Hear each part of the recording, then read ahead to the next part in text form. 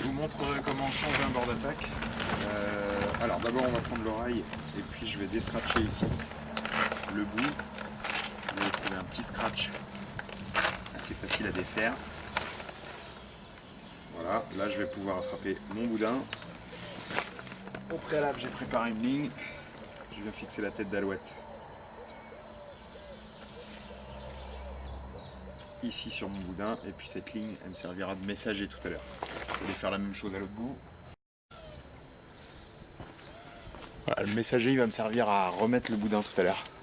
Donc du coup la ligne sera dedans, je pourrai tirer dessus pour le ramener. Ensuite je vais venir ouvrir ici et je vais récupérer mon boudin. Alors au préalable il aura fallu démonter la valve ici. Il y a un scratch derrière sur ce modèle là.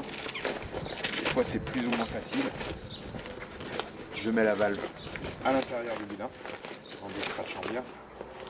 Et je vais pouvoir venir ici, vous avez vu j'avais calé avec 2 chaises. Tirer sur mon boudin. Voilà, j'ai pu récupérer mon boudin et j'ai mes lignes qui sont prêtes à être reconnectées au boudin pour faire messager et guider le boudin pour le remettre. Alors là je vais regonfler mon boudin, je force pas trop pour pas qu'il éclate, une fois que c'est fini, qu'il est vraiment en forme pour rechercher la fuite.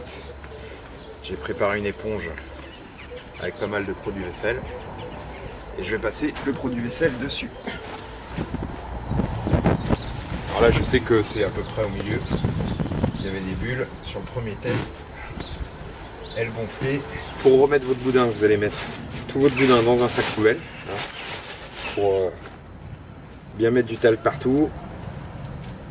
Je mets un peu de talc dans mon sac et ensuite en tournant en fait ça va bien répartir partout le talc. J'ai préparé mon boudin ici bien à plat, c'est important de le mettre partout à plat. Donc là j'ai placé le boudin en accordéon pour pouvoir facilement le rentrer. J'ai connecté mon messager que j'avais préparé en sortant le boudin. Je l'ai connecté directement au boudin. Et puis vous pouvez voir donc que la valve a un côté par rapport à la soudure. Pour pas se tromper de côté entre la droite et la gauche. Donc là j'engage un peu le boudin, j'ai mis du poids, ici un pack d'eau, c'est assez pratique. J'engage déjà un petit peu le boudin dedans. Je vais venir ici au point tenir mon boudin en tissu et puis c'est parti à tirer dessus. Voilà, il arrive à l'angle. Si ça force bien sûr, tirez pas dessus. Dès qu'il sort, je peux déconnecter ma ligne. Ça fait un côté de fait. Donc je vais faire la même chose ici.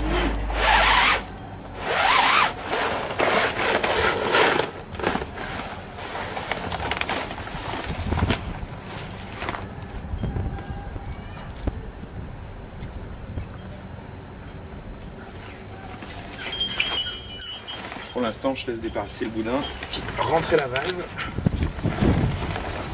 Le plus simple, c'est encore de rentrer tout le bras. Je rentre tout à l'intérieur et je viens ici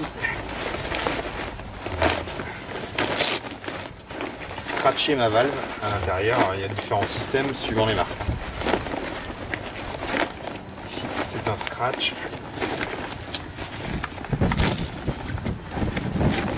Je vais tirer par-dessous comme ça pour éviter les hernies. Donc là, ici, je vais venir prendre le boudin, je le replie un peu comme ça ici. Il faut bien tourner, faire rentrer à l'intérieur, c'est important. Je plie mon scratch ici. Là, les oreilles, il faut bien les refermer. Parce que si ça se déscratch, le boudin explose. Ce qui ne nous arrange pas.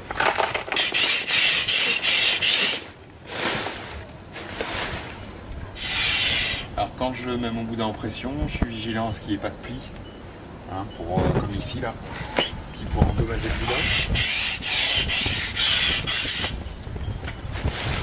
À chaque fois qu'il y en a, pour enlever tous les plis.